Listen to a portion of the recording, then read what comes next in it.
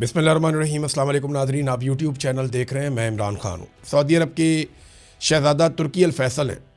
ये बहुत इंपॉर्टेंट शख्सियत हैं। ये साबिक इंटेलिजेंस के सरबराह भी हैं सऊदी अरब के, और ये रॉयल फैमिली है। ये वही बात करते हैं जो सऊदी अरब की बात होती है। तो उनसे जब पूछा गया कि असल ख़तरा कौन है, ईरान है या इसराइल है, इस पर उन्होंने बड़ा दो टोक जवाब दिया। उन्होंने कहा इस वक्त असल ख़तरा बिलाशुबा इसराइल ही है, जो हद से ज़्यादा ताकत हासिल कर चुका है और अब पूरे खित्ते को धमकाने लगा है। इसराइल ही मसाइल को हवा दे रहा है और उसे काबू में लाना ज़रूरी है। ये जनाब सऊदी अरब की सोच है। देखिए, अरब ममालिक ने ना बड़ा रिस्ट्रेंट का मुजाहरा किया है। जिस तरह ईरान ने इन ममालिक के अंदर अमरीकी फ़ौजी तनसीबात को निशाना बनाया, अरब ममालिक इस बात को समझते हैं कि ये फ़ौजी तनसीबात को निशाना बनाया जा रहा है, और अरब ये बात भी अब समझते हैं कि ये अमरीकी फ़ौजी तनसीबात जो यहाँ पे अड्डे मौजूद थे, ये अरबों की हिफाजत के लिए नहीं थे, ये अमरीकी मफाद के लिए थे। अरबों डॉलर भी हमसे ले लिए, और तब हिफाजत करने का वक्त आया तो सिर्फ इसराइल की हिफाजत के ऊपर तवज्जो दी गई। ये बात अब अरब समझते हैं, और ये बात वो बरमला कर भी रहे हैं। उनके तजियाकार ये बात कर रहे हैं, उनका मीडिया ये बात कर रहा है, और अरब हुकूमतें उनको ये बात करने से रोक भी नहीं रही। वहाँ पर डेमोक्रेसी नहीं है कि आप कोई भी बात करें। वहाँ जो बात होती है वो एक पॉलिसी के तहत होती है, और वो सब लोग ऐसी ही बात कर रहे हैं। नाज़रीन, एक बार बार बात की जाती है कि भारतीय टैंकर्स को ईरान ने गुजरने दिया, और भारत के साथ ईरान के बड़े अच्छे ताल्लुकात हैं। भारत पाकिस्तान का, पाकिस्तान में कई लोग ये गेम उठाते हैं। देखिए, पाकिस्तान में चंद किस्म के लोग हैं जो ईरान की मुखालफत बिला वजह ही कर रहे हैं। एक तो वो लोग हैं जो मौजूदा मिलिट्री रिजीम के बेनिफिशरी हैं। मौजूदा जो मिलिट्री रिजीम है ना, वो ये समझता है कि उनका इक़्तिदार तब तक बाकी रह सकता है जब तक वो ट्रंप को खुश रखेंगे। तो ट्रंप को खुश रखने के लिए ईरान को खुश ना रखना ज़रूरी है, ईरान की मुखालफत करना ज़रूरी है। तो उनके जितने भी बाल बच्चे हैं ना, या बच्चे जमूरे हैं, वो सारे के सारे ईरान के खिलाफ बिला वजह हुए हैं। दूसरा, एक शिया सुन्नी का भी एक प्रॉब्लम है पाकिस्तान के अंदर। उस बुनियाद पे भी कई लोग बिला वजह ईरान के खिलाफ हैं, और एक बुग्स के अंदर जो है वो आपस में डले हुए हैं। ये अफसोसनाक है, लेकिन ये हकीकत है, इससे हम भाग नहीं सकते। तो अब यहाँ पे एक अधूरी खबर दी गई जनाब के 2 भारतीय टैंकर्स को गुजरने की इजाज़त दी ईरान ने। नहीं, वो एक सौदेबाजी हुई है। असल खबर ये है, जो फैक्ट चेक कर लेते हैं उसमें वो ये है कि ईरान ने आबनाए हुर्मत से सिर्फ 2 भारतीय टैंकर्स को गुजरने की इजाज़त दी है, और इस शर्त पे दी है कि भारत इसके बदले में उन 3 ईरानी टैंकर्स को ईरान वापस भिजवाएगा जिन्हें भारत ने 10 फरवरी को अमरीकी ईमा के ऊपर जब्त कर लिया था।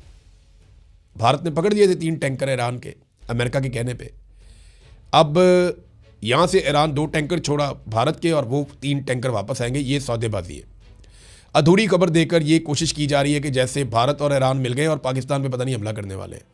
ऐसा नहीं है। ना ही ईरान पाकिस्तान पे हमला करने वाला है, ना ही वो अरब ममालिक पे हमला कर रहा है। वो ये कहते हैं कि ये हमले कोई और कर रहा है, हम सिर्फ फौजी अहदाफ को निशाना बना रहे हैं। नाज़रीन, ईरान ने बहुत सारे हथियार ऐसे हैं जिनको चलाया ही नहीं था।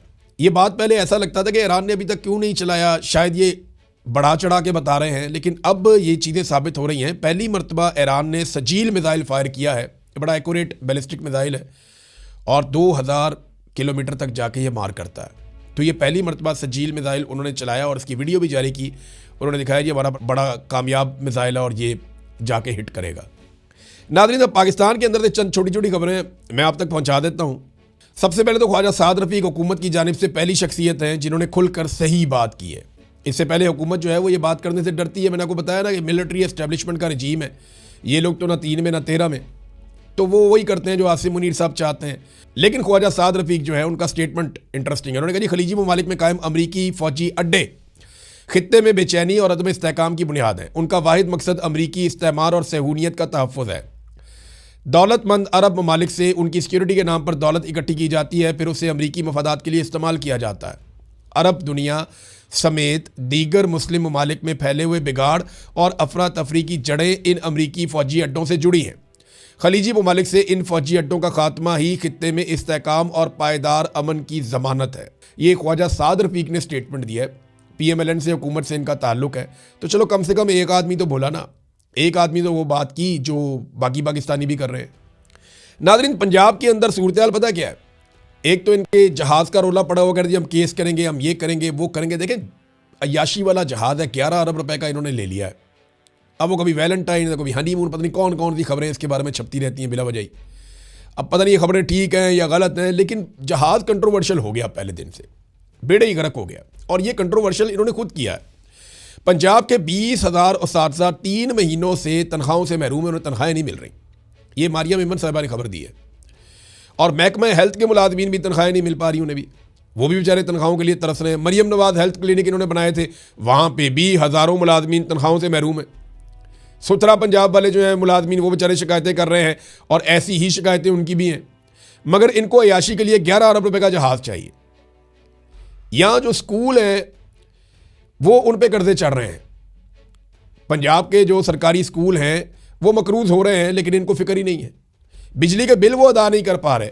अफ्तारियों का इन्होंने ऐलान किया था, इतने फोटो लगाए मरियम नवाज के, लेकिन अफ्तारी नहीं करवा सके। एक हफ्ता पहले ही इन्होंने प्रोजेक्ट ही बंद कर दिया। वो लोग खाना खाने के लिए पहुंचे, वहां अफ्तारी पे खाना ही नहीं था। ये सारी वीडियो सोशल मीडिया पे वायरल है। गरीब लोग पहुंचे खाना खाने के लिए, हफ्ता पहले ही इन्होंने उठा दिया सारा कुछ। ये बजट ही नहीं है।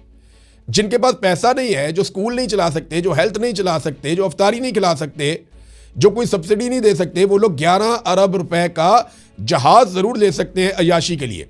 अब जहाज चला गया वियना, ये बता ही नहीं रहे। अब कहते हैं केस करेंगे लोगों के ऊपर। तो वो सहाफ़ी है ना अमेरिका में, वकास साहब, उन पे जाके आप कर दें केस। आप वहां जाएंगे, आपको साबित करना पड़ेगा कि जो बात उन्होंने की है वो गलत है, तो वहां जाके कर देना केस। पाकिस्तान में तो बड़ा आसान है, जिसको दिल करता है आप एक फ़ोन करते हैं, केस हो जाता है फौरी तौर पे। केस तो होना चाहिए था इंफॉर्मेशन मिनिस्टर के ऊपर। देखें, जहाज आपने खामोशी से खरीदा पहले तो। दूसरा, जहाज की खरीदारी में शफाफियत, इस पे सवालिया निशान है। तीसरा, ये कहा कि ये एयर पंजाब का जहाज है, इतना बड़ा झूठ बोला इंफॉर्मेशन मिनिस्टर ने।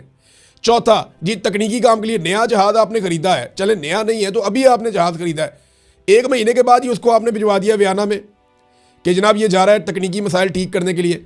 कौन से सीटों के कवर चेंज हो रहे हैं, कौन से अंदर डिज़ाइन चेंज हो रहे हैं, अयाशी के कौन से नए सामान जहाज के अंदर लग रहे हैं, ये बताया जाए ना कौम को कि कितनी अयाशी करें आप कौम के पैसों पे। हालत ये कर दी है कि पाकिस्तान की टेक्सटाइल की बरामदात मजीद 7.2% कम हो गई हैं, गिर गई हैं। चावल की बरामदात 35% गिर गई हैं। पाकिस्तान में कमाई का जरिया सिर्फ और सिर्फ महंगा पेट्रोल, महंगी बिजली, महंगी गैस और ओवरसीज पाकिस्तानी जो पैसा अपने घर वालों को भेजते हैं रेमिटेंसेस की सूरत में, वही रह गया है। और धड़ाधड़ कर्जे लेते जा रहे हैं, कर्जे लेते जा रहे हैं, और इसके जरिए से ये मईशत चलाने की कोशिश कर रहे हैं। बेड़ा गर्क कर दिया इन्होंने पाकिस्तान की और पंजाब की मईशत का। और इनको अय्याशियों के लिए चाहिए जहाज, लग्जरी गाड़ियां, गैर मुल्की दौरे, 5 स्टार 7 स्टार होटलों में इनको क़याम चाहिए अपनी पूरी पूरी फैमिलियों के साथ, मुलाजमाओं के साथ, मेकअप आर्टिस्ट के साथ। ये पाकिस्तान को आगे नहीं ले जाएंगे, बेड़ा गर्क करेंगे। और पाकिस्तान की एस्टेब्लिशमेंट ने, आसिम मुनीर साहब ने ये मुसल्लत किए हैं पाकिस्तान पे। आसिम मुनीर साहब ने 3-3.25 साल पहले कहा था 1 साल में सारा कुछ ठीक हो जाएगा। बेड़ा गर्क हो गया। 3 साल 3.5 साल के बाद हम देख रहे हैं कुछ भी ठीक नहीं हुआ। इनके जो बेहतरीन हमायती थे वो बदतरीन इनकी मुखालफत कर रहे हैं कि तुम लोगों ने बेड़ा गर्क कर दिया, अब कोई हमायत करने को तैयार नहीं है। अब तक के लिए इतने, अपना ख्याल रखिएगा, अपने इस चैनल का भी। अल्लाह हाफ़िज़।